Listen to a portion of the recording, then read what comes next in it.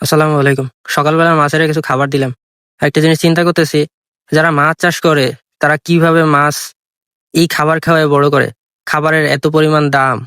আমি বলব যারা শহরে থাকেন, গ্রামে আসতে যাচ্ছেন। আমিও শহরে ছিলাম, গ্রামে আসছি। যারা চাকরি-বাকরি ছেড়ে মাছ চাষ করতে চান বা যাদের ইচ্ছা আছে, তাদেরকে বলব আগে মাছ চাষ সম্বন্ধে যথেষ্ট পরিমাণ জ্ঞান এবং খাবারের প্রতি যথেষ্ট পরিমাণের জ্ঞান নিয়ে তারপরে মাছ চাষে আসবেন।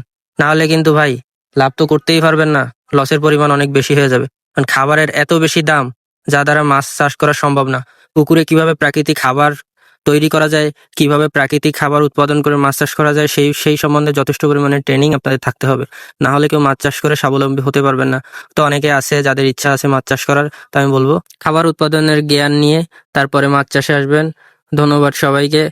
চ্যানেলটি ভালো লাগলে সবাই সাবস্ক্রাইব করবেন এবং ফেসবুক থেকে যারা দেখতেছেন অবশ্যই লাইক, কমেন্ট, শেয়ার করে পাশে থাকবেন। ধন্যবাদ।